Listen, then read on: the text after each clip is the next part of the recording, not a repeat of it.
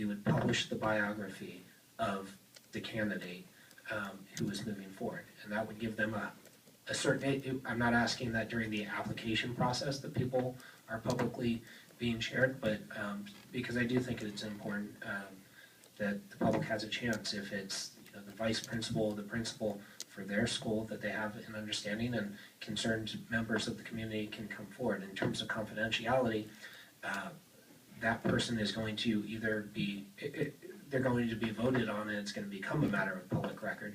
And from my standpoint, frankly, if there's information that comes out, I'd rather have that information from the public about a candidate. I'd much rather have that information come out the day before than the day after I've voted on them.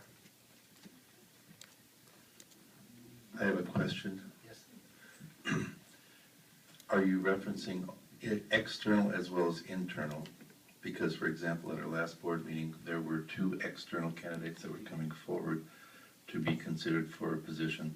And there was an internal candidate that had been with the district for many, many, many years. And so would that be your request for all 3, even though everybody knows the internal candidates, or most people know the internal candidates? Yes. Okay. And then how far into the employment pool are you recommending? So if you started, superintendent is a public figure, that is one that was, even before you voted on it, Teresa had lots of information about the candidate and that was already published. So were we looking at just site administrators? Or are we looking at office, department leaders? Are we looking at department assistant leaders? I'd be requesting for anyone who the board is voting on, but The board votes on everybody. The board votes on everybody. The personnel action that came forward earlier, 10.2 under the consent agenda has a number of individuals on it. And I don't want to have any group feel that they are being disrespected by not having something about them. So if we're going to be hiring a lead custodian, we don't have a lead custodian. We're going to be hiring the head of a department. Would that be somebody that you would advocate for? If it was going to be a teacher, if it was going to be a school secretary, a member of the other units, where do we draw the line with regard to bios? I would need to get clarification from your perspective as far as what you're recommending. And I would have the same thought as you, that I wouldn't want to say that any positions are less important, so I would be in favor of all of them. Okay. Would that be problematic from a I think that would be a very big problem, because there are times on the agenda where you may have 20, 30, 40 individuals' names, and some of them do not generate necessarily biographies.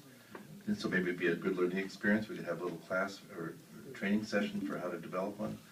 I'm just curious what the rest of the board is on this. Or would it be the ones who are not on the consent agenda?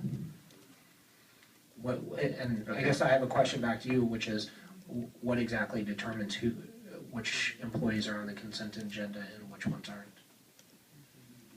It depends. In this district, the employees on the consent agenda tend to be individuals that do not require an administrative credential. And so therefore, those that have am I clear? Okay. Okay.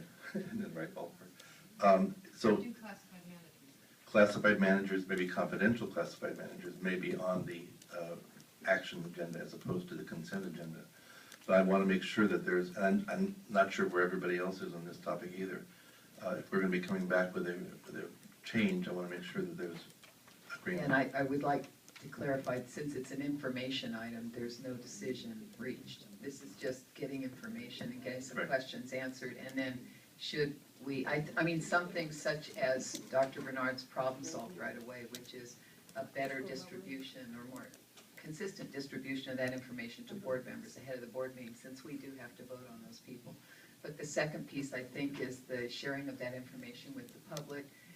And if board members need more information, so Mr. Lawrence is referencing folks who appear on the consent agenda, if you feel the need to get more information on them as well, whether they're internal or external employees, that would be a board decision, a whole board decision. So this is just a chance right now to ask those questions and maybe put forward some thoughts and ideas. And then, if necessary, we can agendize that for the next meeting and come to a board decision on it.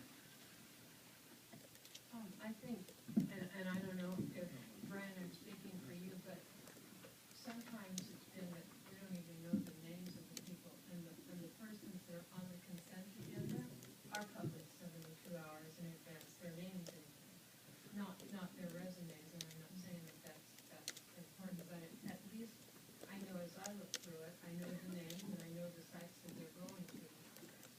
So I think that's the difference for me, that at least there I know the names if something comes up and I need to ask a question. I know what I'm talking about, but on some of these that we, like I'm looking at the record specialist, and right now I know who it is, but I don't know who the second one is. Or that's been pulled off, it was the assistant director. Right. But program specialist, you should have gotten one. I did get that, yeah. But that, for me, that's the difference when we talk about resumes. So Mrs. Mayo? So, can you explain for us some of the timeline difficulties in completing an interview process and doing the background checks? For example, if the agenda is published on Friday, are you always able to complete the work by the time agenda is released? No, and that's why the position that's up there tonight was pulled, and we're not voting on it because we're doing interviews even into the beginning of this week, and we did not have a chance to complete a thorough reference check, so we were not going to bring you a candidate till we had an opportunity to do that. And so it is true that when we go to do the reference checks and we're making 6 or 8 phone calls and we're talking to supervisors and so forth, these are superintendents and very busy people in their districts, so sometimes they don't get back to us in 24 hours, and so that can be a delay in completing the reference checks, and that can be another part of the challenge. And what happens when the fingerprinting process, the DOJ doesn't respond as quickly? What, in that instance, what happens? That's a problem for us because some people have been delayed as much as 2 weeks, and if we can't get the fingerprinting in, most of the time it's 24 to 48 hours. But if we don't have the fingerprints, then we're not done cleaning and researching the person to bring them forward to you as the recommendation. And that necessarily isn't the fault of the individual, it's a process Oh, of the no, DOJ. no, I mean, they might Circumstances. be saints, but they have weird ridges and then they can't, and their reports don't come out quickly because of the ridges on their fingers, but it has nothing to do with their qualifications.